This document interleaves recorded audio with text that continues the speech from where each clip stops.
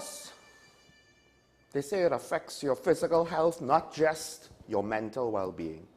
And things like headaches, muscle tension, or pains, chest pains, for instance, fatigue, upset stomach, sleep problems. How many people kind of joke that they have insomnia? And to some extent, they might not necessarily have the classic signs of insomnia, but basically their sleep is disrupted to the point where it's affecting their health. And then, of course, I believe it might be the Mayo Clinic that points out that it compounds its own issues. Things that stress us out then, ironically, get degraded because of the stress, like your job or your interpersonal relationships with your family.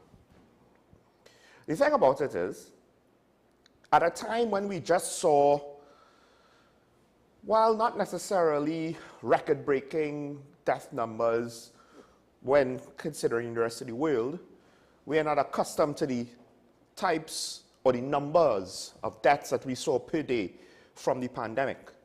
And then, of course, while it's not to the same level, the deaths that we see with regards to our murder rate is for more or less generally higher than we would like it to be. And there are indications of the potential of it growing higher. Hopefully, we could start to see a downward trend starting between this year and next year. But what about stress? At a time when so many things seems to be going wrong, I do wonder, because I myself limit my consumption of certain news, whether local or foreign, because it would literally, stress me out. We have the death toll from the pandemic. We have the murder rate. But what about the stress rate? How many people in our society potentially are suffering from NCDs, as well as potentially could lead to heart attacks, could lead to other stress-related ailments that might go too far? And it takes a toll on them to the point where they wither away. Given what we see in the news, to what extent we should be asking, what is the stress death rate in TNT? And at what point are we going to say it's bad enough before we actually look to do something? Because right now as a population, we're not really doing anything. We're just continuing on with our hope that someone else will solve our problems. God is a Trinity, right? We already started seeing some areas of the country flood. The rainy season is what? Not even a month old? Heaven help if a hurricane passes too close. What might happen to us this time?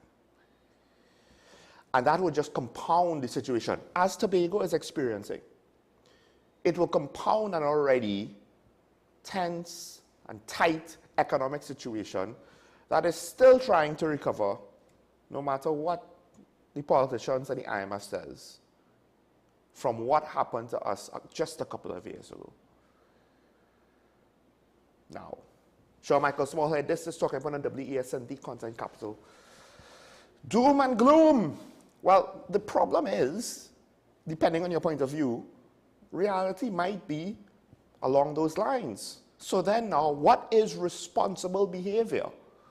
To continue on, to preach doom and gloom, or to try to not cause a panic?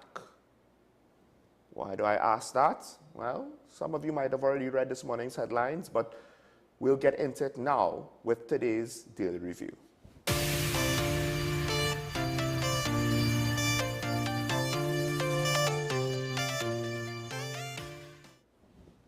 The last thing anybody wants to see is government raising taxes. But the fact of the matter is, it's not unreasonable to suspect or to consider that the government might be raising taxes. In fact, one could even argue, depending on your economic point of view, the government not considering raising taxes, whether or not they ultimately decide not to do so, would be somewhat irresponsible given the fact that the government admitted we're going to have a revenue problem this year and potentially for the next 2 to 3 years. Which is why, as much as I would like to criticize the opposition for being, incendiary and potentially causing a panic, as members of the government is trying to say is happening and trying to head off or prevent, the fact of the matter is, I think, generally speaking, the opposition is right to warn us of what might potentially be happening or what might happen, what could happen, given the indicators that we have available to us. So, an increase in taxes. When we have a revenue problem, we don't necessarily want to see an increase in taxes. But the fact of the matter is, I'm always of the opinion where you don't just assume, let's not do a thing. You look at the thing to confirm that you don't want to do it. You get all the cons. You might actually be surprised. The pros might outweigh the cons. And then you might be surprised and end up having to do the thing. And in this case, we're talking about VAT. But it could mean other potential, either raises in taxes, reductions in grants and subsidies, etc., like we saw with the fuel subsidy. The thing is, the opposition leader, I did say that the documents she provided, I would like verification to know that it's true. But that doesn't mean that the general gist of her message is incorrect. Now, personally, I would prefer if she might have framed her message a different way to be more effective and to not necessarily run the risk of, well, essentially, if the government finds good evidence that might, discredit the documentation or the evidence that she has, it will undermine her message. And the message is not necessarily central about VAT being raised, but rather the economy is bad and the situation for the population might get tighter, might get more stressful. And what she should be doing, which to some extent she is warning the population, this is the consequences of our current situation. Now, the government has, started their defense. They're pointing to the IMF report, which, ironically, I don't think anything in the IMF report actually helps address the situation that the government themselves painted the picture for us when the minister said we have a revenue shortfall and the next 2 years, well, initially 3, but now it's just 2. I don't know how that 3rd year magically got better, are going to be tight, are going to be a problem. Because the IMF is saying, well, we've had growth and we have significant enough foreign reserves, although the good lady herself has pointed out, yes, but those foreign reserves have been shrinking at a steady pace. You could say slightly, but it's a situation where, honestly, they shouldn't be shrinking at all. In fact, even maintaining its level year after year, maintaining the same amount, is not necessarily a good sign. So the fact that it's shrinking month after month, that's one area to be concerned. But also, we're experiencing growth. That's nice, except you yourself, that is to say the government, admitted, despite the growth that we're experiencing, we have a revenue shortfall in our budget. And the opposition is pointing out, they criticized us for a budget over I think it was 67 billion, and here comes, or 65 billion, here comes the government with an expenditure of 2 billion more. Now,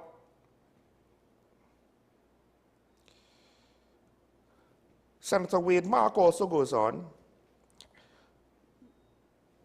and he says things like lawless and renegade spending. The problem here is, to some extent, I don't really have a position to defend or to I don't have an angle, or I don't have a room to counter what he's saying. Still on the first topic. Because the fiscal policies of the government, we don't necessarily have all the information. And we'll get into that a little bit later. Part of it is, one example is the situation with the lawyers' fees, who are the lawyers on the list, etc., etc. We don't know. There's a lot that we don't know, and the more and more that it adds up, the more and more it's difficult to be accountable, or to hold the government to account.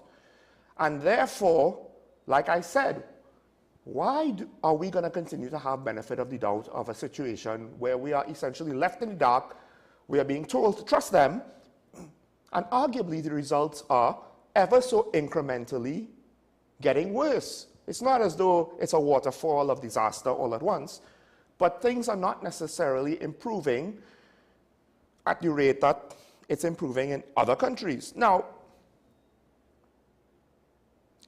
Minister Young has tried to counter these allegations. Of course, the Prime Minister and the Minister of Finance has also spoken, but I want to particularly go to Minister Young because he was the most recent member of the government to speak, and he was responding to Senator Mark's claims. And he was pointing to efforts to secure revenue from the energy sector. But again, the problem with that is, and the government has painted a bleak picture. The government has provided us with all of the information to say the IMF report don't mean nothing.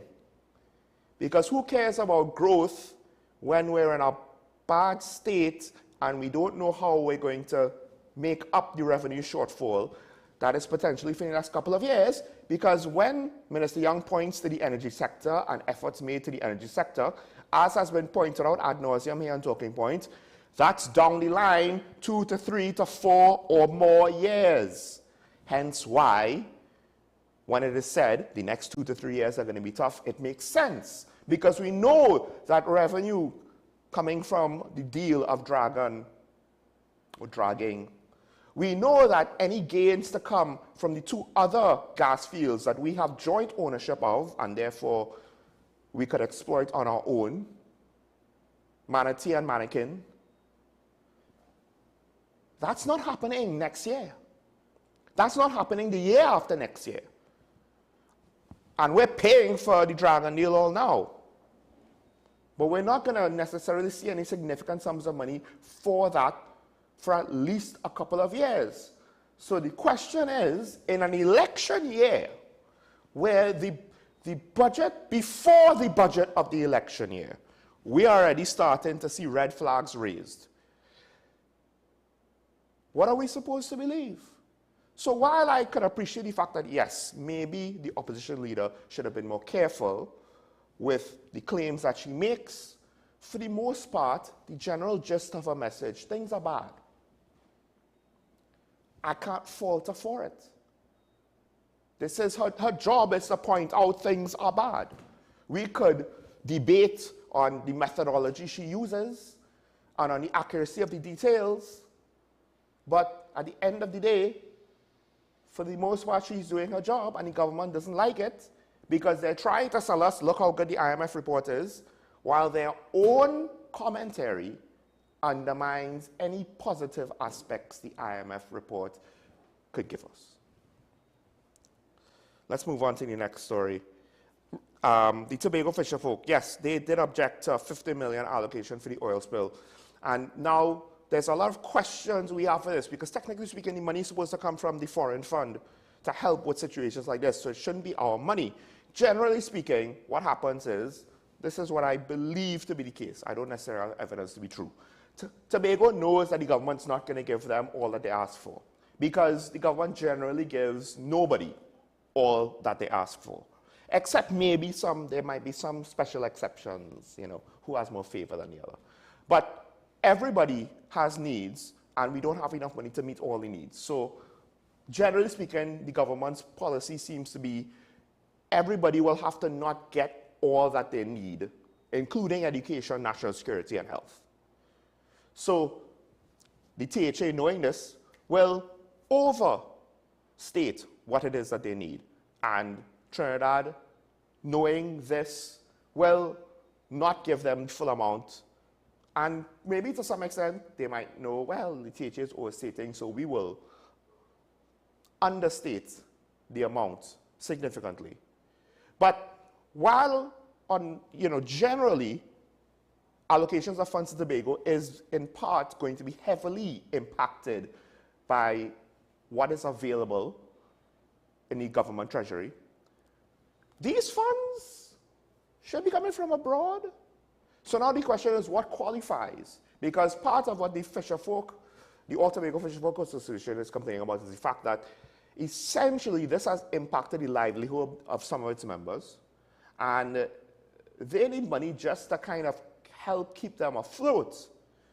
And it does not help, of course, that, again, to some extent, they've been having to recover from a slow economy in Tobago that was heavily slowed down by the pandemic.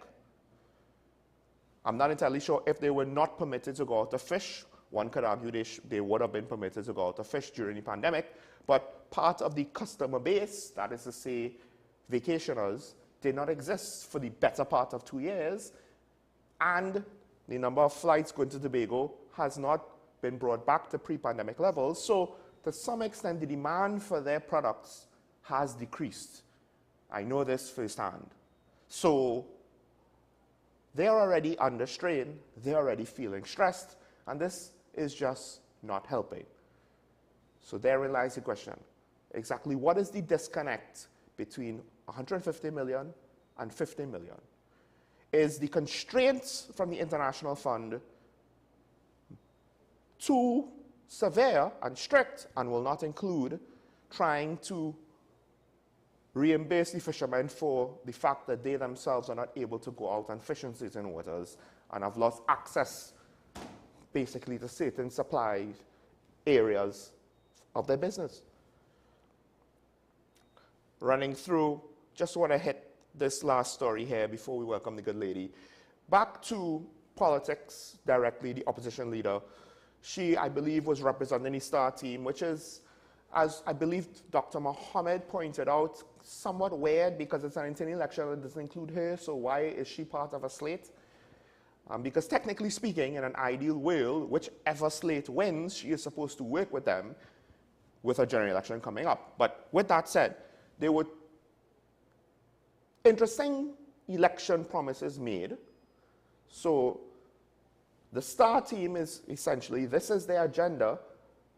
If they win the general, assuming they win the internal, so they're campaigning, this is what we are bringing to the table so that we could try to win the general. All right, fine, fair enough. What they're promising is, one, to make Spanish mandatory. And I think they said as early as preschool. And then also, they're looking to include computer technology and software development as core parts of the syllabus. And my concern is, this sounds like people who don't really know what they're doing, who are smart, have a smart idea, and they think this is going to work, when the fact of the matter is, this is not an idea. This is a concept, it's a hope, it's a dream that doesn't necessarily mean anything because, yes, Latin America is next door, etc., I understand that. But what would be the true benefits of educating our entire population to speak Spanish for our society? The benefit for the members of the society is they could more easily travel in Latin America and maybe do business with Latin America. But to what extent is that a barrier? And to what extent, again, is it going to benefit society? And then to just throw out computer technology and software development, it actually reminds me of whenever the Minister of Finance speaks of these things. Buzzwords that I don't really know what they mean, but I've been told to say this. Because, first of all, are we looking to have a manufacturing sector? Are we looking to have a development sector? Are we looking to have our own software programmers to have, indigenous software for our businesses to be generated, etc.? Well, they said core parts of the syllabus. This is secondary school. To what extent is this necessary to be in secondary school? How is this going to be operationalized now to help the economy? to help society, because we had a whole gate. And if we wanted software engineers and computer technology engineers, we probably could have gotten it from the tertiary level thanks to GATE. But we didn't align our needs to the reality. And for the most part, we have a lot of IT people. The computer courses in secondary school when I went weren't anything spectacular. But our IT people, that's what they went through. And then at tertiary level, that's where they got their skills. Why do we need to reinvent the basic parts of the egg when it doesn't necessarily tell us how that's going to translate to building up any sort of societal benefit? Because we're just going to educate people. Are there going to be jobs for them? Is there going to be an industry for them? Or potentially, is this going to help facilitate or encourage the brain drain? Because if we don't have a plan, assuming these educational ideas work with regards to educating children in these fields and encouraging them to take up these fields, and we don't have jobs for them here, they will have to go elsewhere. And we would have paid for the skilled labor of foreign countries once again.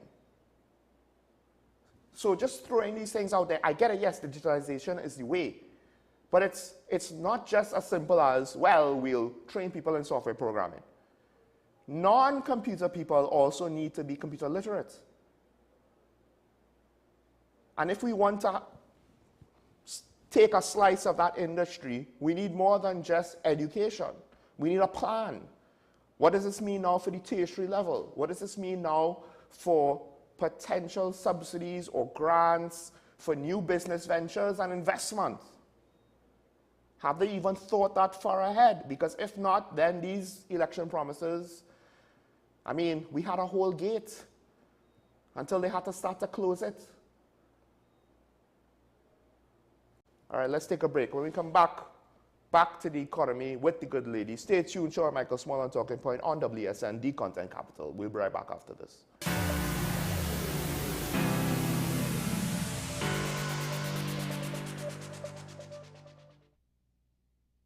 Imagine a world where arguments don't exist. CICR is a full-service conflict resolution company that offers mediation training and workshops for all. In 2024, our 40-hour workshops are back, giving you all the tools you need to become a certified mediator in Trinidad and Tobago. Want to know more? Call us at 768-6778 or visit our website. Let's work together to make the world a better place.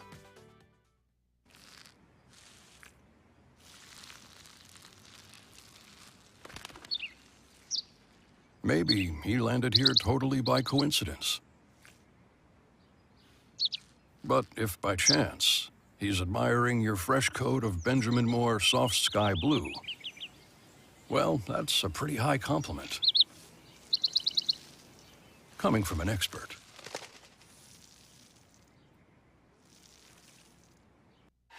FanZone, your reliable, authentic supplier, has just gotten better. You can now visit our website www.fanzonett.com for your authentic wear and collectibles. The only place where you can use both your Visa debit and credit cards. Visit our website fanzonett.com to make your purchase today.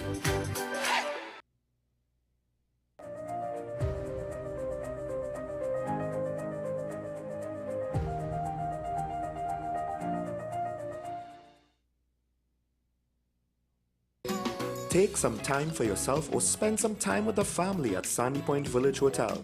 Enjoy our various studio and suite apartments, self-contained with their own kitchenettes and Wi-Fi.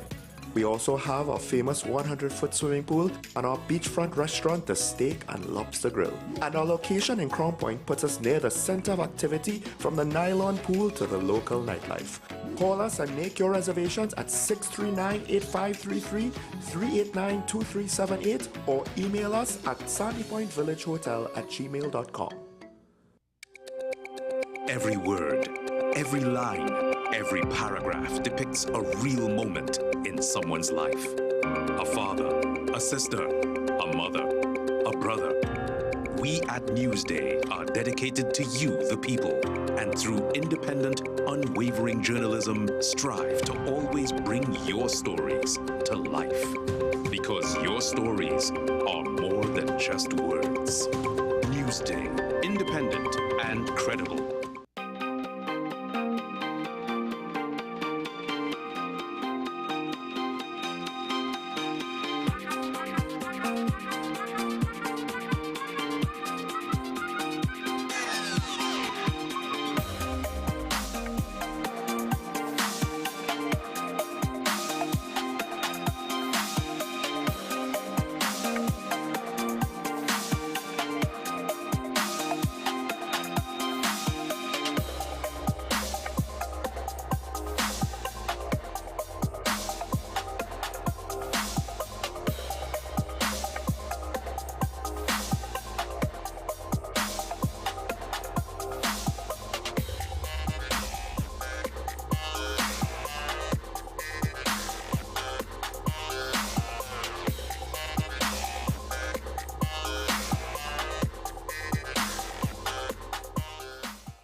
Coming soon to WESN. Pastor J, I want to get a tattoo. You really respond to me. Respond to me how you would respond to me. The first question I'll ask is why? Controversial taboo topics. We get so consumed by church, we forget that we have to live the life of being a Christian outside of the Sunday. Like you say, services. we think going to a service makes us a Christian. Exactly. Yeah, right. So here we are about to hear the second time Pastor J wanted to take a tattoo. Would have been late last year and early this year. Oh gosh. Hope Unfiltered podcast with Pastor J and Ren. Coming soon to WESN. This is Face of Sports, WESN Content Capital. How you felt about the kiss on the lip? That's the business. I'm nothing to do with that. And I find that was distasteful. The national senior team, whether you like it or not, that is the model for all other teams to follow. I'm assuming that the regional requirement may be a much stricter requirement. This is not about Pro League and Super League. This is a league run by the Normalization Committee that I'm responsible for. Nobody expected FIFA to fund this arrangement. If we don't get a professional attitude towards this, we are doomed for failure. You break your balance, trip the leg, control the body. They ain't gonna stand put forever. Why you want the Chiefs to lose so? Why you want the Chiefs to lose so? They already have two. Lamar don't Why? have. You're jealous because you know the Chiefs getting closer to the Patriots. Let's go to the last part. No, of the not no. Let's go to the last part.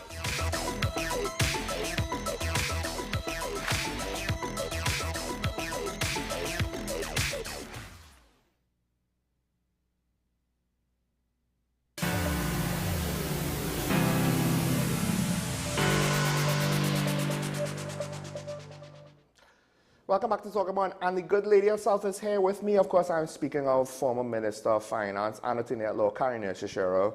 As always, pleasure to have you here. Yes, good morning to everyone. Good morning to you, Sean, and to your listeners. I'm just going to make a commentary on, firstly, on one particular point, of course, which was the mid-year review. And the reason I mentioned it, I'm sure you've had many people and heard many experts speak on it and their assessment of the mid-year review. And the reason I'm just going to mention it today is because when I spoke, it was before the mid-year review, and so I was trying to project what I thought would be the outcome. And one of the things I was very adamant about was the fact that he had budgeted the revenue forecast on the price of crude oil, which had fallen. In any case, we don't make that much crude oil and we don't refine because we don't have a refinery that's operating. So we have to import and use our US dollars. But where we were making it was in the natural gas. And although we had a shortfall of over 1.4 billion cubic feet per day, so that it affected the Atlantic LNG and the downstream industries, which I went through all of that last week. The point I was making was that how could he put it at $5 for natural gas without explanation at the budget, except to say that it was $1 less than last year, which was $6. Normally you try to explain how you come to your figure, and normally you would try to take a conservative position. Why? because when you come to the media review, that is when you hope that the revenues would have increased during the year and you're able to appropriate from the consolidated fund additional funds to the various ministries who may have made the request, but you weren't able to, to fulfill those requests. So it came as no surprise to me. I don't know if you recall, I kept saying, I want to know what the revenue is. I want to know what the revenue is. Because I know it couldn't be anything that he could have predicted based on the price of natural gas for the whole of 2023 and up to recently going at less than $2.50 and he had put it at $5. I mean, and our production was way below. So I don't know where he got that figure from and he didn't explain it. So yes, here in the media review, guess what he had to do? One I didn't expect, but one of the things he did was say that the revenue was 1.8 billion less. Any surprise? Not at all. So for those people who say that you want to be negative, as Dr. Roger was saying, I hope he doesn't mind me saying it, I just look at the data. I look at the data and and I use some of it is just plain common sense too, right? But I did not expect him to do was to go to the consolidated fund and increase the expenditure by 2.3 billion, which reminded me, as we said last week, a little bit of the whole kerfuffle, using a Trump terminology, about the Auditor General not recognizing the additional revenue that they had found out by error had excluded from their revenue statement that they had sent to her. But in any case, he appropriated, he didn't borrow, he appropriated 2.3 billion. And so the fiscal deficit, which is the difference between revenue, which was based on a $5 for natural gas, because the oil had actually dropped by 8%. That was what was the reports in the newspapers. In any case, it's about 53,000 barrels per day. And we are not making 53,000 from both gas and the oil. That's how much they are making per barrel or per MMBTU. That's not the tax. The tax is the revenue. So it's the revenue, the taxes, the royalties, the supplemental petroleum taxes. So that's what you have to look at. So he had anticipated it would have been about 5 billion because the revenue was going to be about 54 billion and the expenditure was going to be 59 billion. Well, I don't have the information. I'm not privy to the information, and that's what is more troubling. His people are. He has a whole staff, 2 floors of technocrats. I know that. I was there. He has the whole of the Ministry of Energy working night and day, experts, people who are getting huge consultancies all over Africa or all over the Middle East because of their expertise in natural gas. So there's no way he could not have anticipated what was coming down the pike. And since natural gas was $23, if some 2023 was trading below $2.50 for the entire 2023, and almost up to recently at $2.50, $2.70, at most sometimes $1.67. How he got that figure, he alone knows. What he has done, it is clear that the position with the revenue is so bad that he knows that the expenditure that he has for 59 billion, he cannot make it based on the revenue that he has. So he was, in my view, was forced to put more money on the expenditure side. But give a balanced view, I look every day to see what the price of natural gas is. He did give an explanation for crude oil and had given it at $83 to $88. It has traded about $74, $75. There are a number of reasons which I won't go into today, but they do give you the reasons. And with natural gas, the price has gone up. It has not gone to the $5, but on Monday, I think it was $3 or $3. And today, just before I came on the show, I checked, and it was $4.11. But you have to take into account that the fiscal year is not the annual year.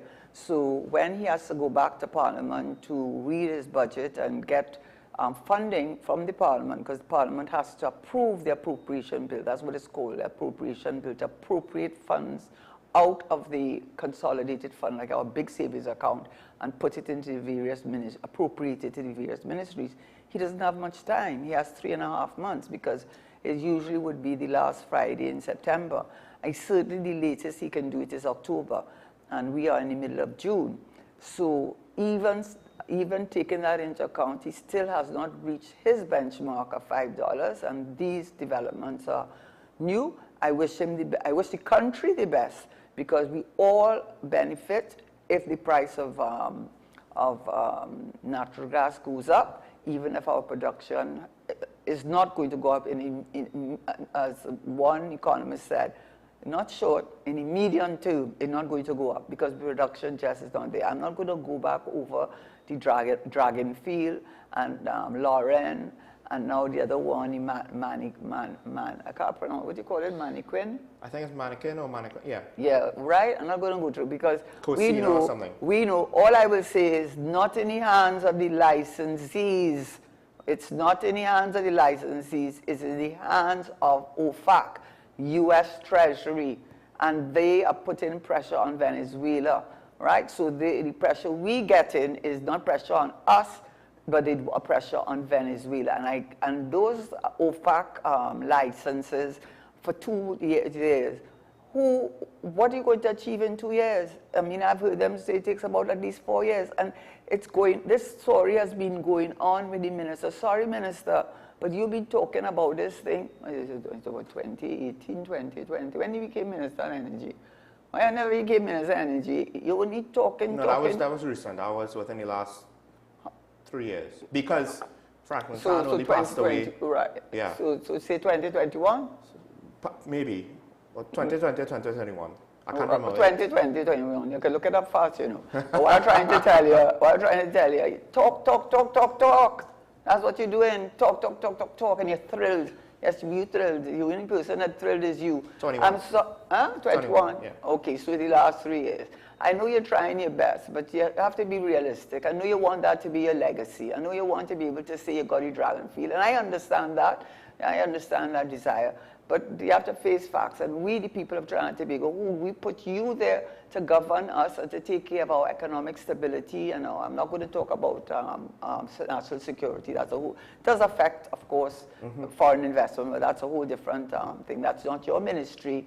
The government has failed us and failed us terribly, terribly. So I just wanted to say, though, in fairness, that the price of natural gas has gone to $4.11. Although, from what I have read, I don't really see any indicators that it'll maintain at that price because the global supply seems to still be high enough.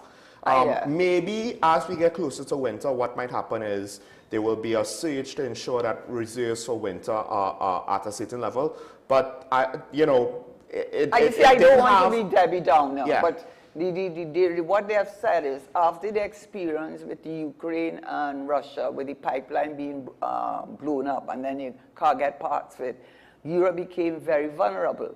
And then when the wind thing fell apart, they had to actually resort to the thing that they said they would never use, which was coal. And so did America. So what Europe had done, because that was a major market, was they increased the inventory significantly. Yes. And they had a mild winter 2023.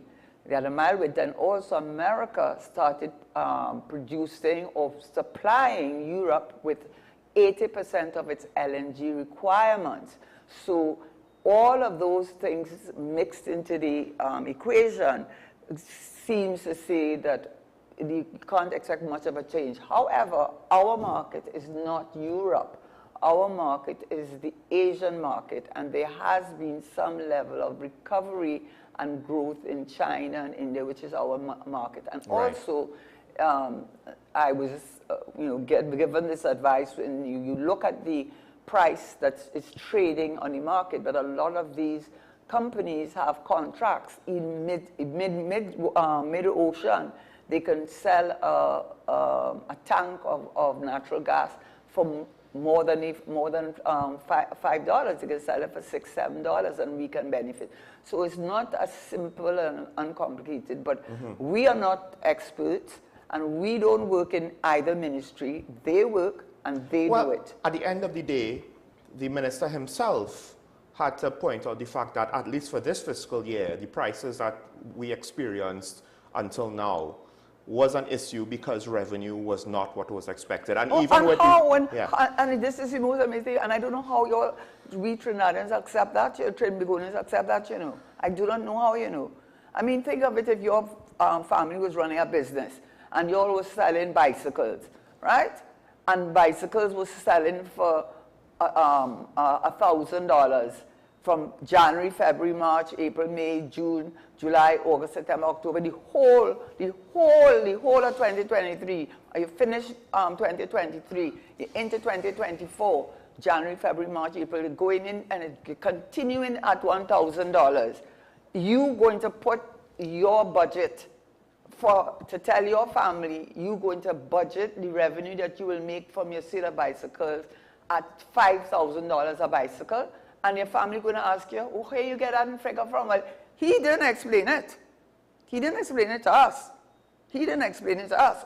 So you can look at the budget, you'll see, I went and looked at it. He explained crude oil, but all he said, natural gas going to $5, $1 less than last year. That's all he said, right? So he let a CEO or chairman be running a company and come and tell you he's going to sell the bicycles at $5,000 when every price for the last year is $1,000, and you ask him how you arrive at that. Well, I was going to put it at $7,000, but I decided to put it at what stupidness is that? There was a very slight trend of growth last year, October. Of how much? But is it the $5? No. It never got to. It just got to under $4 at best, and that was by November. And then it slid. General thing, under $250. It kept on going because I went and looked it up because I wanted to see. Well, maybe let me be fair to the minister. In fact, for a not too insignificant period this year, it was under $2. Under $2, 167. I know that. I used to check it every day, and I checked it this morning. To be fair, but we only have 3.5 months left. So you know what has happened? I believe that he put the additional amount in the expenditure because he knows now that the revenue position is so bad that he cannot meet the expenditure. Now, you didn't necessarily want to spend all your time on that, right? I know you actually wanted to talk about something else. And this is the main topic for today. With regards to, well, there was a report from the JCC.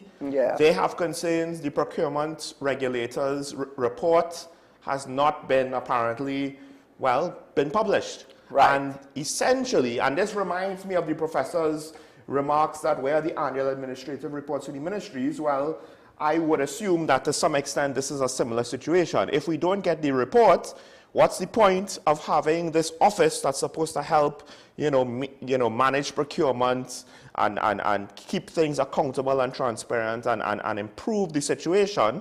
Because if the public doesn't know what's going on, then we can't be sure that.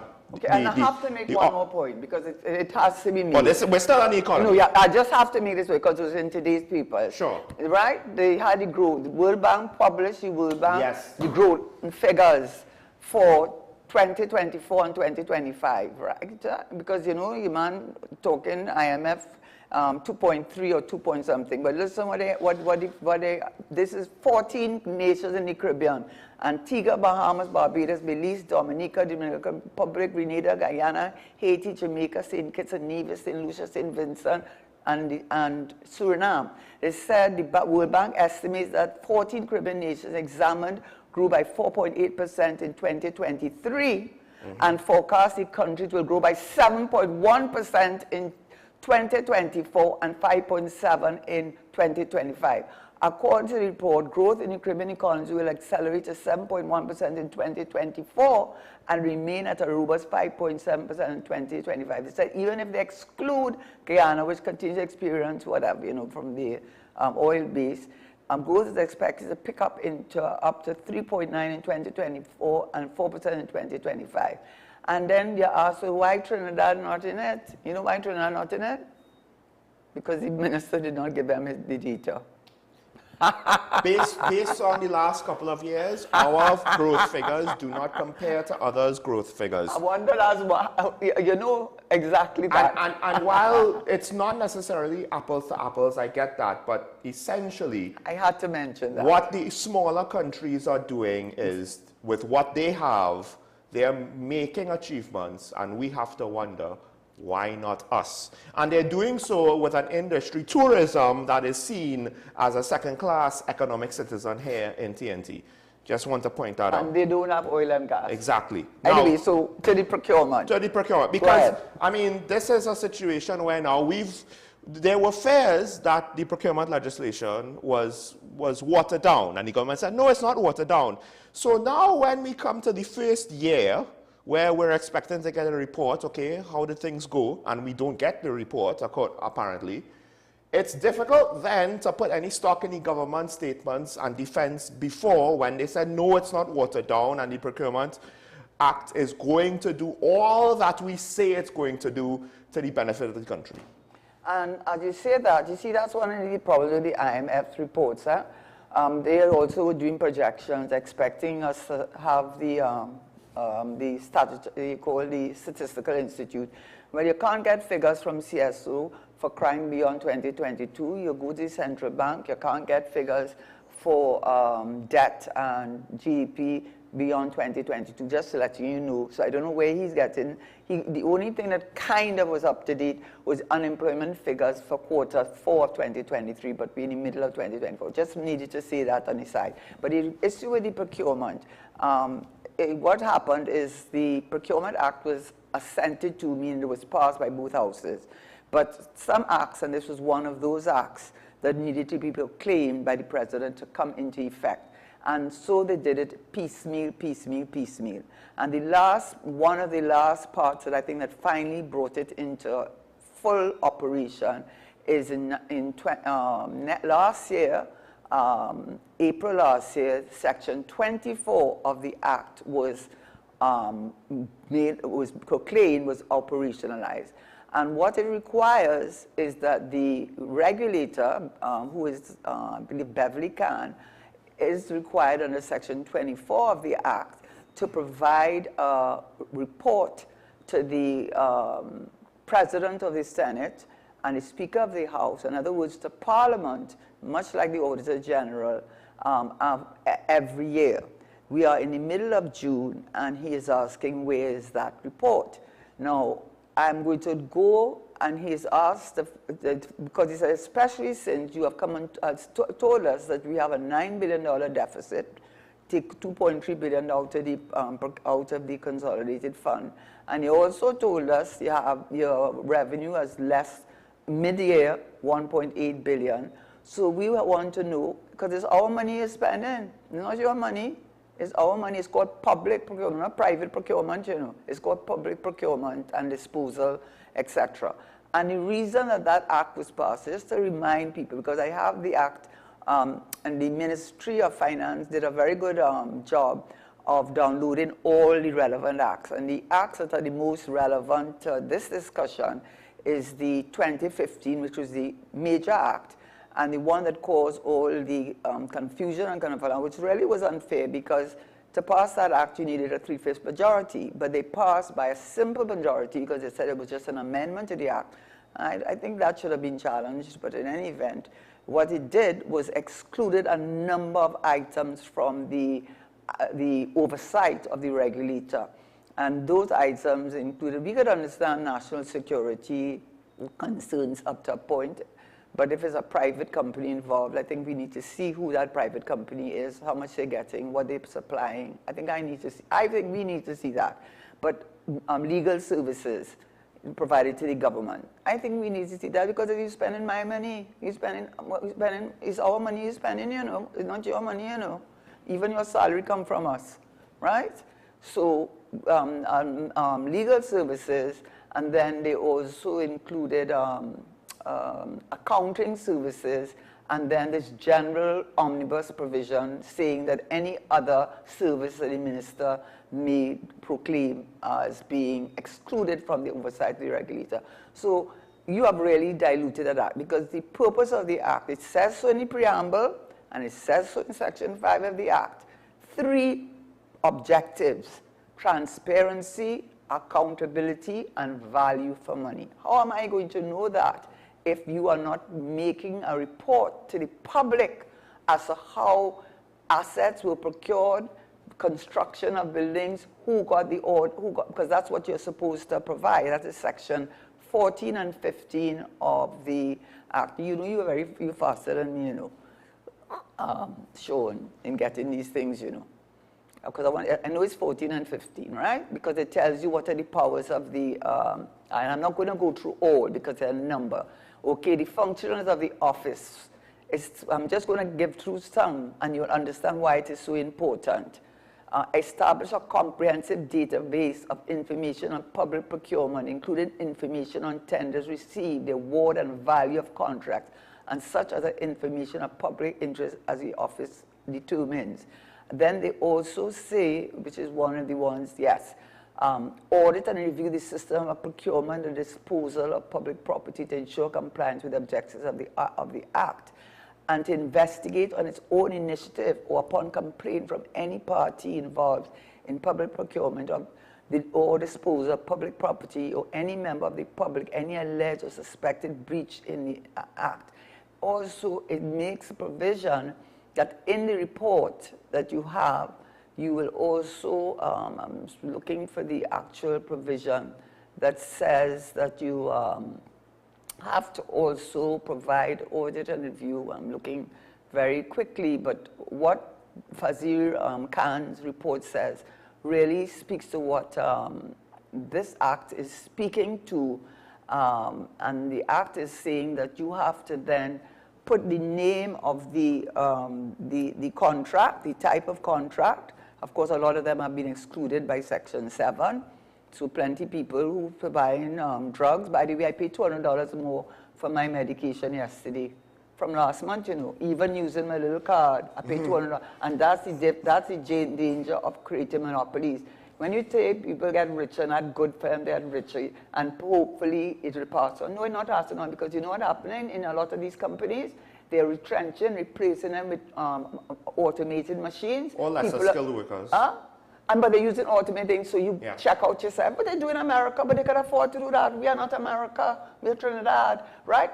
So they're reducing their in terms of employment. So don't tell me when you have these major companies how we benefiting. What they're doing is trying to increase their profits and reduce their expenditure. And how they do that? Retrenching a lot of workers and replace them with automated machines. And then when you put medical supplies, that's what they said, not only emergency medical supplies, but medical supplies outside the purview of the regulator, I do not know who is supplying what medication, at what price they're supplying it, and how much they're marking it up. Because I know yesterday when I went, even using my little card, I was shocked.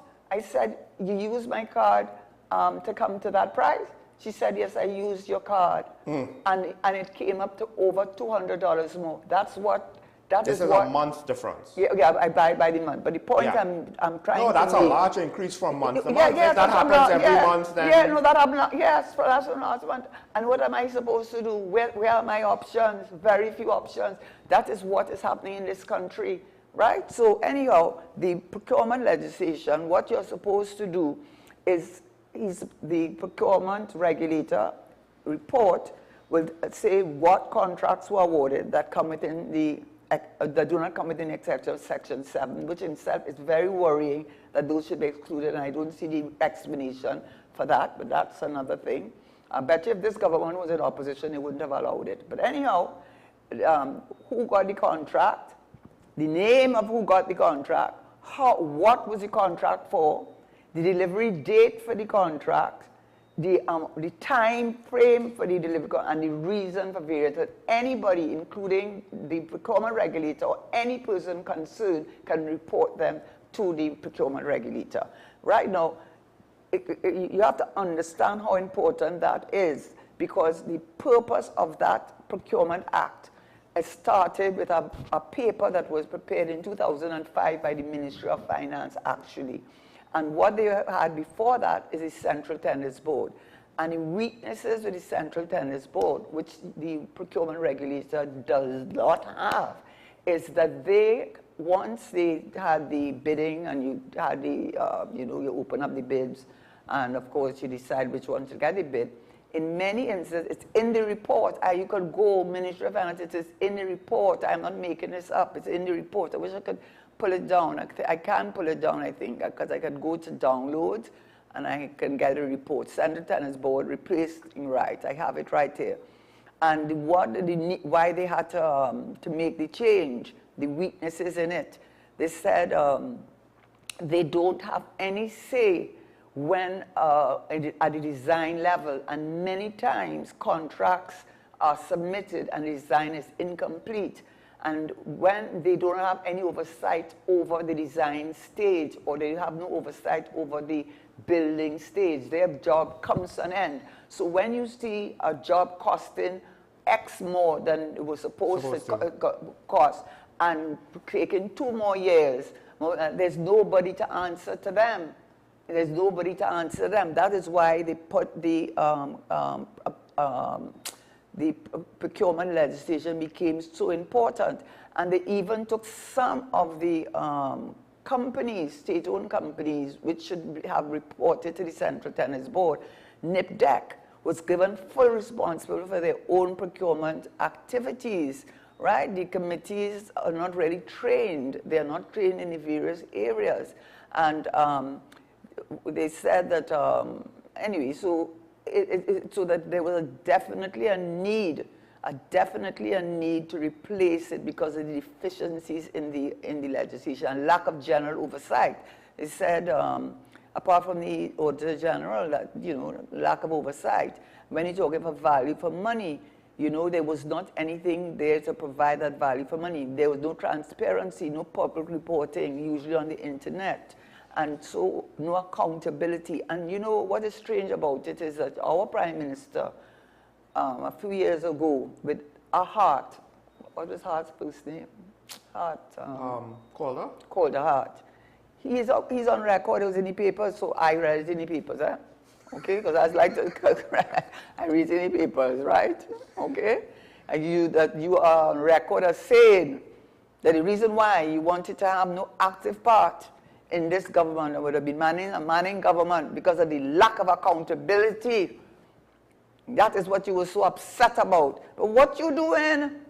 You don't want the Auditor General want to take it to court. Imagine that, setting up a thing to look to see. I mean, that is what I'm waiting for that to go to the Privy Council. I don't know what the outcome will be, but my goodness. I think they look at, you get licks with the local government, you get licks with the bail, and I feel you're going to get licks with this one too. Right? Because you know why? The Privy Council starts with one thing, our Constitution, Section 1. It says we are a democratic republic. And democratic republic, all Section 4 says all the rights we have. And our Constitution is our supreme law. And if you pass legislation that you went and butchered in 2020 to exclude a number of contracts from the oversight of the regulator. Why? Come on, everybody have a brain. Why are they not under the oversight? Because if it's under the oversight, maybe I wouldn't be paying $200 more for my medication. Maybe they would have to explain why you're charging more. Maybe there would be an explanation, and maybe they would not be able to explain it. And maybe I wouldn't have to be, and that's me. How about people who are in a lesser position than I am, right? The middle class suffering, the lower income person suffering. You think the 1%, and when I use that term, I'm talking about the wealthy. I'm talking about the extremely wealthy in this country. They're not suffering. In fact, they are encouraging suffering, because I don't see them doing anything to help the small, medium enterprises to develop. All I see they're doing is retrenching a lot of people. I look at one of the major supermarkets where I do shop, but I have to tell you, it is where I had to pay the $200 more this month, right? And I see them, I had to tell a young lady, she said, I never looked at it that way. I said, you don't realize they hardly have any cashiers?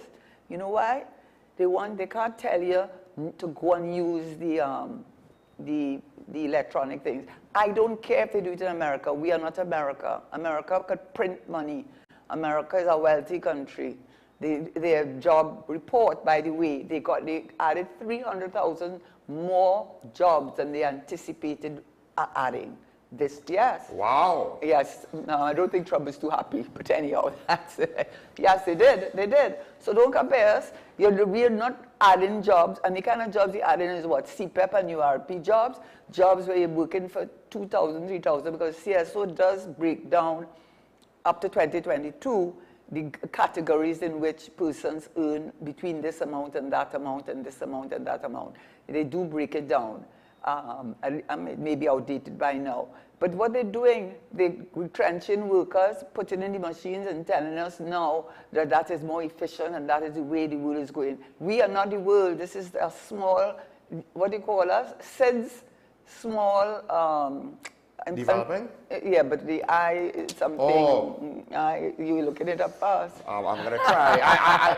But anyway. I know what you mean, but I can't. Yes, and that is what Mia Motley has used very successfully. And what our government is doing, is not doing anything. Small island developing Small island development states who have been hit real hard by climate change. They didn't change the climate.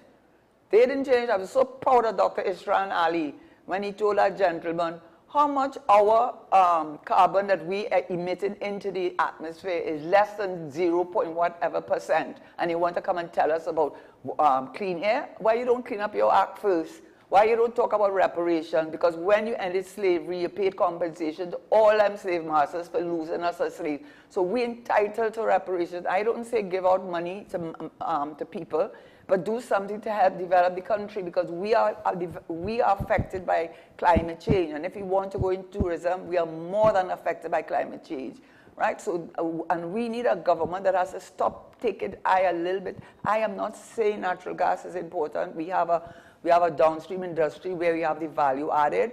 I'm not saying not to continue with that. I am saying look at other avenues which you should have been looking at a long time ago. Manatee, the northeast coast, take a reality check and continue with your dragging field. You give up on Lauren, but you continue with the dragging field. I wish you luck. You get one for Mannequin. Mannequin. But it's every one of them are 2 years. Well, that's why I believe the minister said the next 2 years are going to be rough. And he initially said the next 3 because he knows that none of these projects are going to come online. And this is what they're banking on. The Minister of Energy himself basically pointed to these energy projects. He is not even being as unreliable information, because that is the assumption that you have signed the final investment decision has been made by Shell and BP, that all of the contract, there's a lot of pre-work that has to be figured out before you start actually building. And we now have ConocoPhillips, who got an order that says that anything that we put in that Venezuela water that belong to PDSA, because they are joint partner, they can seize it. And you would want to, listen, I want it to happen because we are all suffering and we will all suffer, right? So I don't want it not to happen. But the truth of the matter, this government has been very reckless, very irresponsible, and will not face reality that all the other Caribbean countries have faced. And you won't give World Bank your figures because we're looking so bad and they don't have oil and gas. Well, I will have to stick a pin on that there. I didn't realize it was that late. Sorry about that. Let's just take a very short break. When we come back, we'll open the phone line. Stay tuned.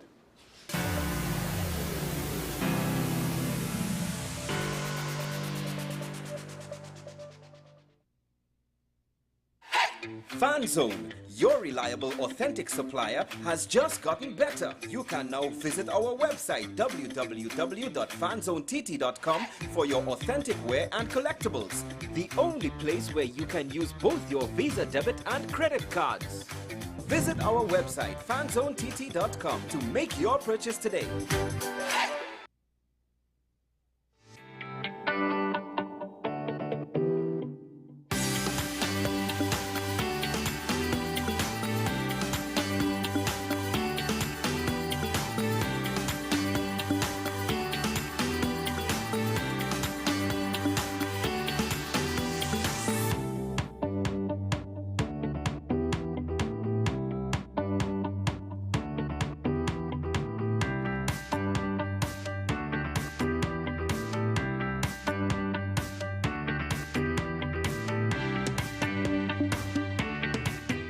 Imagine a world where arguments don't exist. CICR is a full-service conflict resolution company that offers mediation training and workshops for all. In 2024, our 40-hour workshops are back, giving you all the tools you need to become a certified mediator in Trinidad and Tobago. Want to know more? Call us at 768-6778 or visit our website. Let's work together to make the world a better place.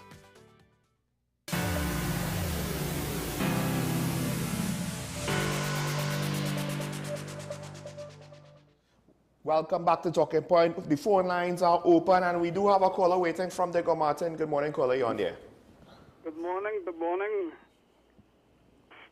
Sean, and a very good morning to the former finance minister who gave us some insight as to why the World Bank did permission for the Auditor General report.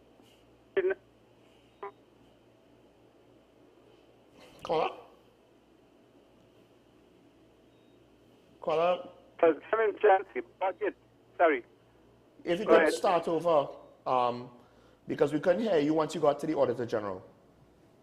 All right. Okay. Nothing. It wasn't important, but I want to talk about the budget and what type of budget the current government is doing. You're hearing me? Yes.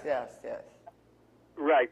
And I'm going to classify the budget as a war budget because he made a statement 2022. He did not have a deficit, and that is because of the war in Ukraine. Is he planning to support Venezuela so to have a war with Venezuela and Ghana, so he's going to get high oil prices? I'm just saying that, actions speak louder than words. And if you have a war budget and you're depending on the vagaries of wars for you to break even with your budget, tells me something is wrong with your intellectual, well, the man short. Sorry, I want to talk about procurement. It is right down everybody's alley. There was a statement by the former procurement legislator. As soon as he made it, fire him. 5 billion lost if we don't have an effective procurement. What we have now, as Mrs. Shearer said, we move medical part of it, we move legal part of it. Let's focus on the medical part of it. And I want us to really cuss, but I'm not going to cuss, to mash up Patrick Manning's legacy of CDAP drugs. CDAP drugs, if you have a very good procurement legislation to make sure you manage the buying of drugs, we could get that. Remember, nobody had tell us how much drugs is it that thrown away, because expiry date. Remember, we threw away, I think, 1.8 million doses of vaccine. Was that a procurement failure? It have a lot of cheap jobs. After you part patent, you could get it cheaper. So procurement is thing. And then the other side of it, why did you stop it? Sorry. Because you want to have your friends and family in the medical fraternity. Not necessarily medical, in the business community to benefit from the... Right. Don't leave the medical, is the business. Not all pharmacies are owned by doctors. And by the way, it's they that sell the business, the people who own the business sell the product to the pharmacies. If they have the contract for a lot of the big things, like the medication that I'm taking. And they only want to frighten the poor and trodden about That's this. right. A lot of them all of them depend on it to vote for them. The other thing is legal fees. Why you move it out?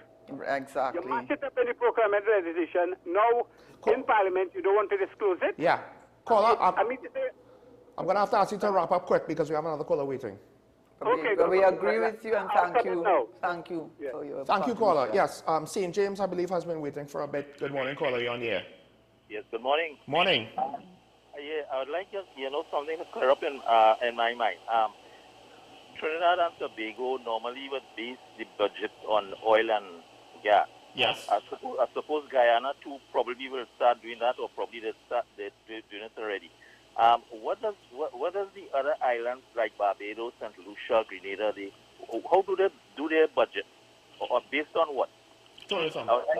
I have looked at one budget from Barbados about 2 years ago, and I have to say that I think that we do a good job in structuring our budget. It has a very clear structure. They talk about the international market. They talk about within the community. They give you their oversight over that, and then they go through the general. So they do not, as far as I'm aware, based on the 1 or 2 budgets that I write, and they're from Barbados, give you that sort of insight. So budget for budget, in terms of the literature of it and the structure of it, I will say that there's a much more clarity in our own, which allows the man in the street to be able to follow it better if he wants to. But I will say this, though, tourism is a bit more volatile of an industry. Not only do oil and gas prices affect air travel and thus affect tourism, but then you'll have other factors like the pandemic, etc., etc. And also, Barbados spends a lot of money marketing their island and therefore the overall tourism product. So they have a bit more, I guess you could say it's a dynamic situation that they have to carefully balance. But I had these figures on other shows I had done, and I don't want to quote the numbers wrong.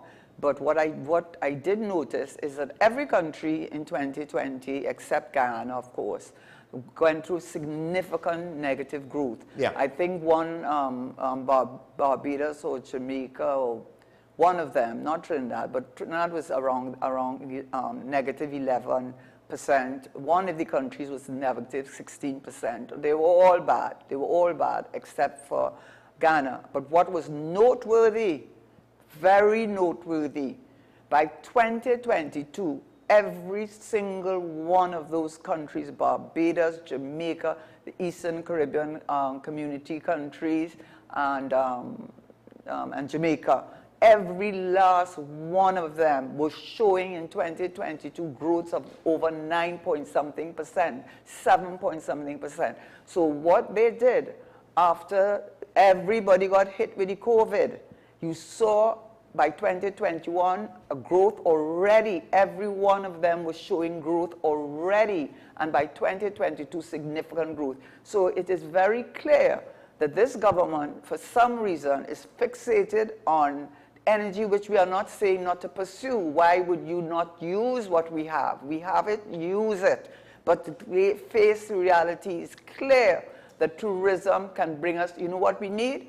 Foreign exchange, because what those countries do is bring in the US dollars, and we need the US dollars. We can fashion our tourism. I am always been a big advocate of the Mauritius model, which is the using a cultural component. We have all the components that they have, and we'll go through it. We have the agro industry with the Trinitario chocolate, the coffee. We can buy organic, grow organic sugar specifically for the rum industry, for which we are well known. Develop all different types of rums, like the Baileys, using the rum as a base instead of whiskey, which they use in Ireland or wherever they make it, right? We can do all of that. We can turn Paramin now. Paramin, both for Christmas and Carnival, the Temple by the Sea, there are so many. But you know what is wrong? We have steel band, they have the small, we have Airbnb, but we are not having the minister. I can't even want to blame him, because you know he can do what he's allowed to do, from my experience of being in cabinet anyhow. So what I say, maybe he's not the right person. Maybe there are a lot of the wrong persons sitting down in that cabinet. It seems so to me.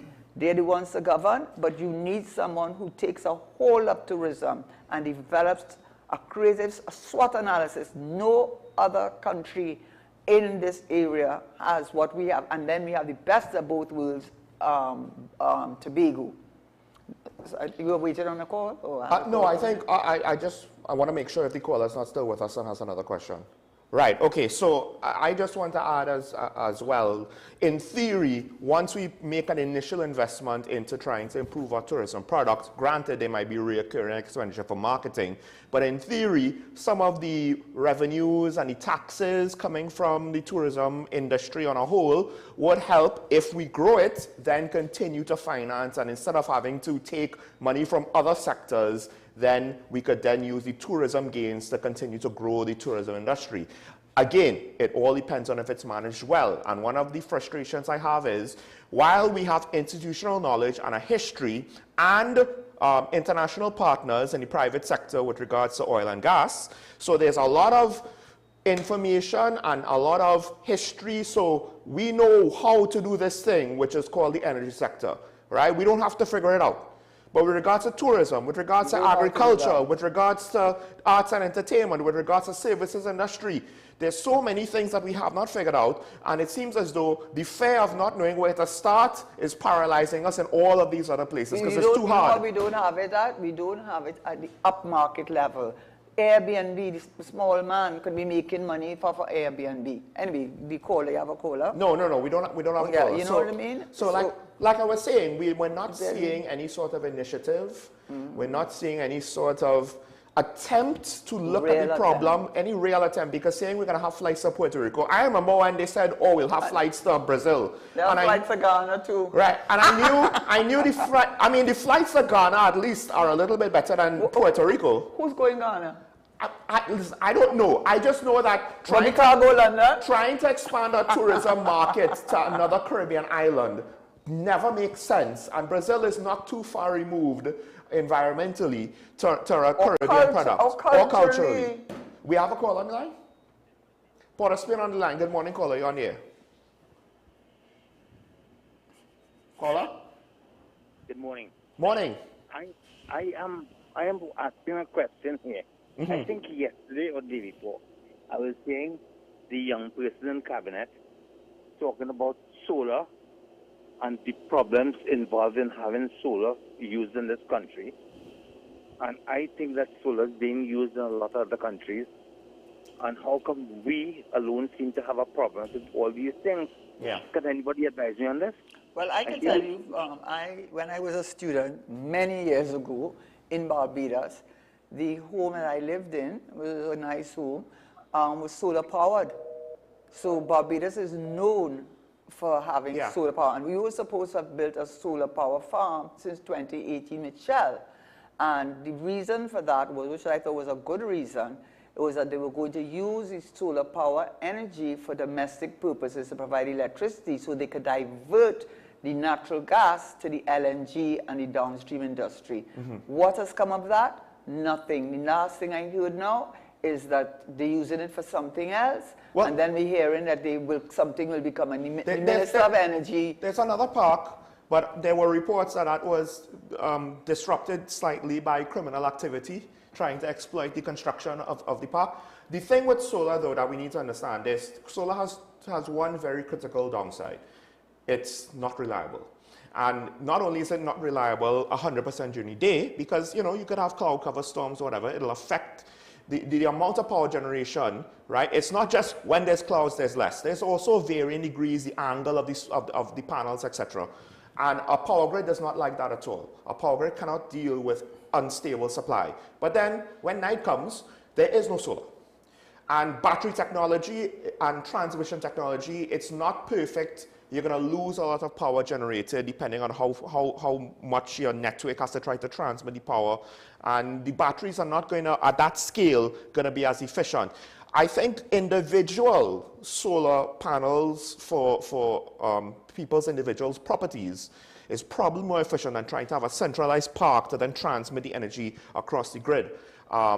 But then, of course, now, that's why you have to pair with natural gas. That's what Europe was doing, other countries were doing, because you needed something that you could start up quickly when the solar power dips, right? Because you need to start it up quickly to kind of bring back up your levels. Otherwise, you're going to have outages all over the place. And you could shut it down quickly when the solar power is too high, so you don't, damage your grid. Essentially saying something else. And the reason it was the idea behind, which I thought was a very good one, because according to our law, the first use of our natural gas has to be to power for domestic purposes. So I Right. think the idea was that if they could substitute solar energy, it will help. We could then divert the natural gas to making value added, to making revenue for the country, or I could say U.S. currency. Now, to be fair to the government, they're also looking at having schemes where if I have a solar panel or an array for my home and I am producing more energy than I need, I could then send some of that to the grid and get money back for it or a rebate or whatever. And I think that is good because, again, the efficiency of the model, when I have my batteries and I have my solar panels, right? I don't have this long distance transmission problem, and I have small scale batteries which tend to work out very well for the individual consumers in various ways.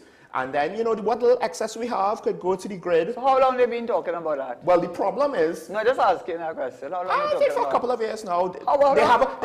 They've stopped talking about it.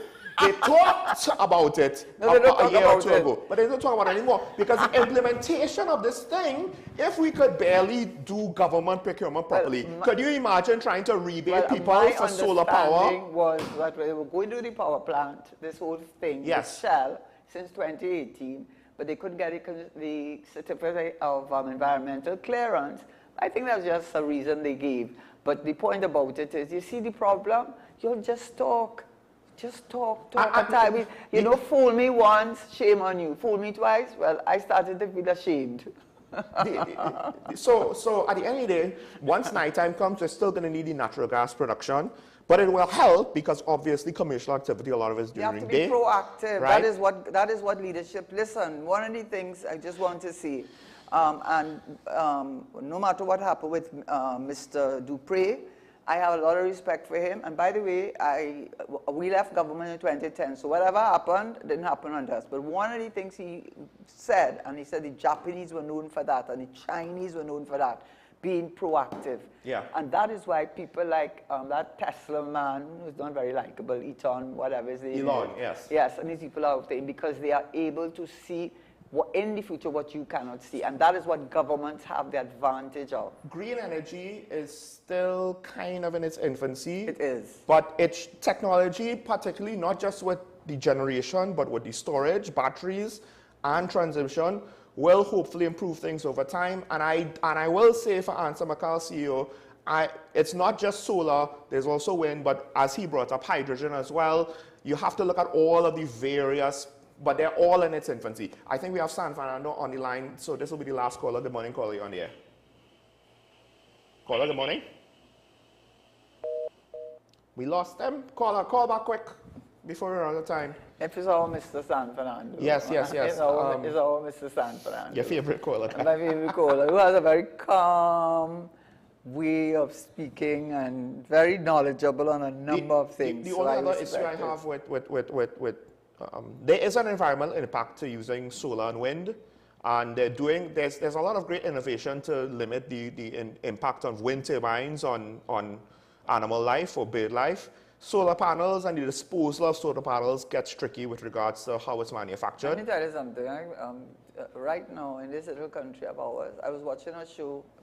I hope Sam Van comes back on, but I was watching a show. It was very interesting. There were two economists, and what they were saying is that they were talking about the models of economic models, which is like the Friedman model, which says, you know, with his back. So okay, we have a caller from San Fernando, and we want to hear Mr. San Fernando.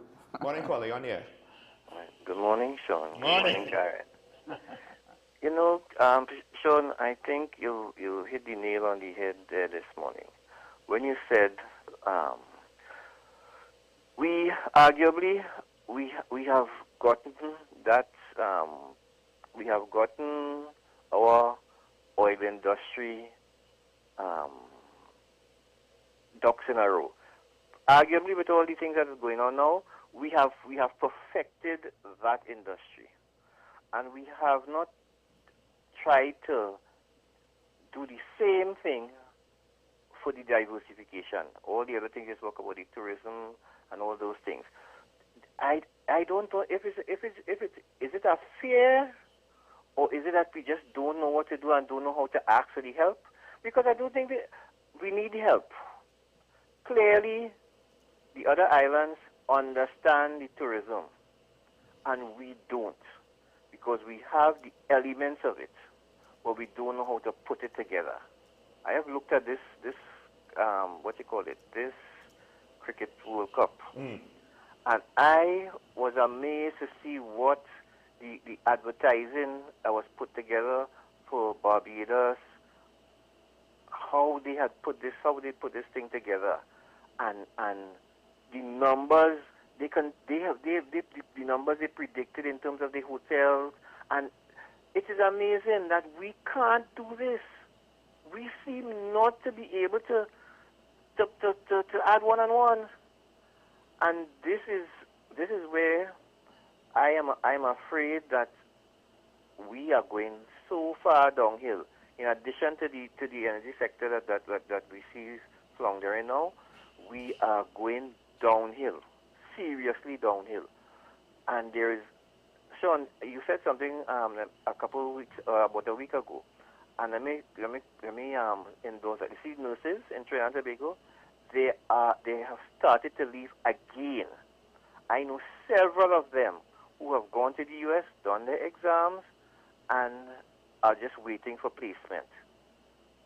The documentation already in the embassy and that type of thing. Trinidad and Tobago is. I am worried for the what they call them. You all call them. You all Mr. For the Gen Zs of this country. I am worried for them because they need to either leave or lower their standard of expectation, because this government is not doing it, and I can't see Auntie Kamala doing it either. Have a good day. Thank you, caller. I mean, that's the reality we face, right? The proverbial rock and a hard place. And I think the reason why tourism is looked down upon locally, and I think that's what it is, at least to some extent, that's a big part of it. Tourism is a service industry where we have to serve, and we have to know how to serve with a smile. And we are technically, to some extent, a nation of oil barons, because we all enjoy the benefits of oil and gas, and the foreign exchange we brought down, and the cheap goods that we could have imported, and the benefits of all of that, even if we didn't work in the industry. And for those who worked in the industry, this is a big thing. This is a prestigious thing. This is a prestigious industry. Housekeeper, waiter, front desk receptionist, that's not prestigious.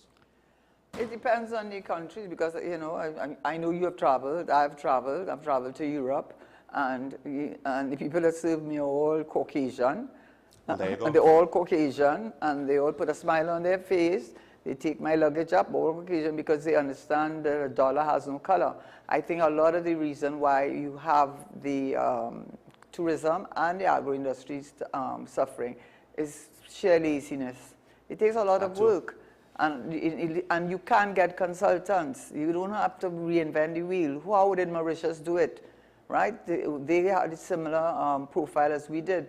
And yes, Barbados is doing it well. I had to pass through Barbados about a month ago, and the whole flight were foreigners. So it's not it's a question of the effort and the support of the leadership to take us in that direction. Because when you go away and you go away to the United States, you go away to Europe, the people serving you are not our people, are Caucasian. Exactly. And so they don't have a problem with service. So we have to change our attitude towards that, and it can be done. I do find that I get more and more good customer service now. Yeah, I'll say that in the I country, think so. right? But crime affects agriculture with predial larceny, and crime is affecting tourism. Correct. Let's make no bones about it. I think that's a big problem. Now, I want to thank all of our callers. Thanks to the good lady for coming today. Yes, tell him. He pointed out a lack of accountability in the past. What about today?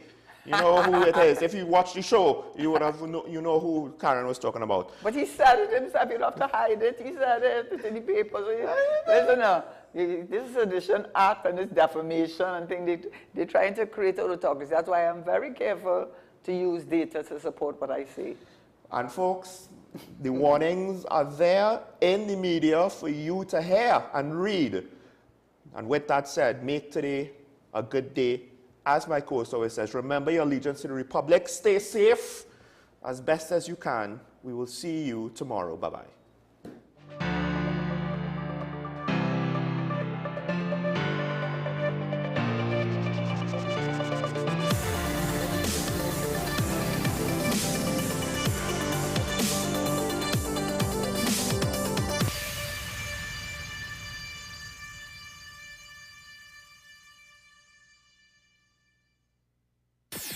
WESN.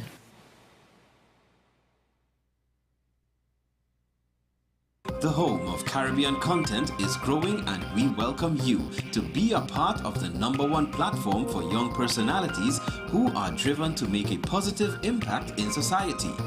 As we continue to reach every corner of Trinidad and Tobago through our daily broadcasts, our social media pages, or through our 75+ digital billboards across the nation, contact us to learn about our competitive rates via marketing at wesncc.com or call us at 628-5835. WESN Content Capital, television with a difference. Every word, every line, every paragraph depicts a real moment in someone's life. A father, a sister, a mother, a brother. We at Newsday are dedicated to you, the people, and through independent, unwavering journalism, strive to always bring your stories to life. Because your stories are more than just words. Newsday, independent and credible. FanZone, your reliable, authentic supplier, has just gotten better. You can now visit our website www.fanzonett.com for your authentic wear and collectibles. The only place where you can use both your Visa debit and credit cards. Visit our website fanzonett.com to make your purchase today. Take some time for yourself or spend some time with the family at Sandy Point Village Hotel. Enjoy our various studio and suite apartments, self-contained with their own kitchenettes and Wi-Fi. We also have our famous 100-foot swimming pool and our beachfront restaurant, the Steak and Lobster Grill. And our location in Crown Point puts us near the center of activity, from the nylon pool to the local nightlife. Call us and make your reservations at 639-8533, 389-2378, or email us at sandypointvillagehotel@gmail.com. The newest book is here, Closer to the Church, the debut novel by author and former mayor Louis Lee Singh. Available at all the Home Store branches, Barataria, West Mall, Shogunas, and C3 San Fernando. Paper-based bookshop 10 Nook Avenue, St. Anne's. WESN 30A Gattaca Street, Woodbrook. Metropolitan Bookshop, Ariapita Avenue, Woodbrook, and all RIK bookstores nationwide. Available online as paperback on Amazon.com and Kindle for e-readers. For more info, call 628-5835 or 389-6504. Also available from author Louis Lee Singh, I Used to Live in Heaven, Letters to My Granddaughters, and Local Government in Trinidad, Conspiracy Against the People. Young at heart, purpose-driven, patriot even. When you like to party, but are still passionate about discussing important issues, the only place where your needs will be met is WESN Content Capital. We are WESN, the premier platform for Caribbean content. WESN, covering West, East, South, and North. WESN, we entertainment, sports, and news. WESN, available on Greendot 7, Amplia 118, Airlink 17, Bmobile 107, Digicel 21, ICNTT 105, and Flow 110. Connect with us at WESNCC or stream online at www.wesncc.com. WESN, your premier platform for Caribbean content.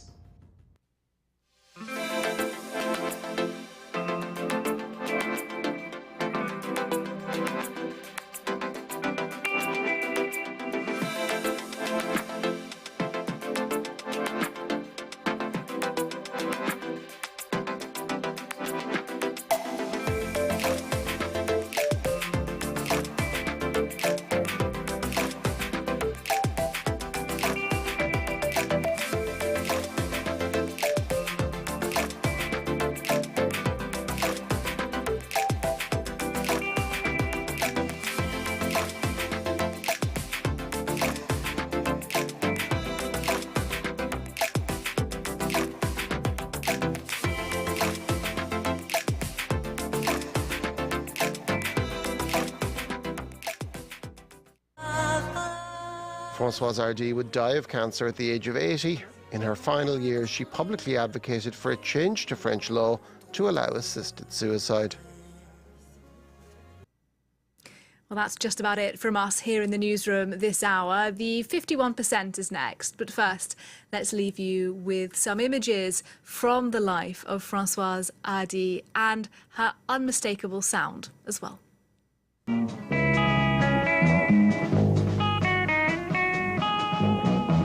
C'est le temps de l'amour, le temps des copains et de l'aventure.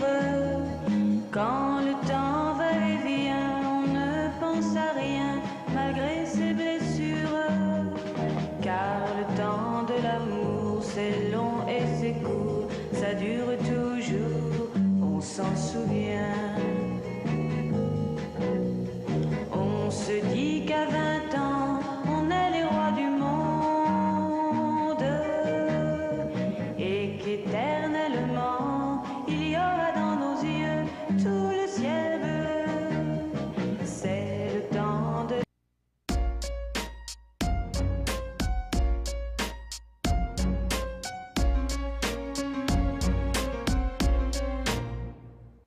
Hello, I'm Annette Young and welcome to the 51%, a show about women reshaping our world. Coming up, Claudia Sheinbaum becomes Mexico's first ever female president, but the scientist and former Mexico City mayor is facing a host of challenges as the country reels from spiralling violence with drug cartels battling out for influence.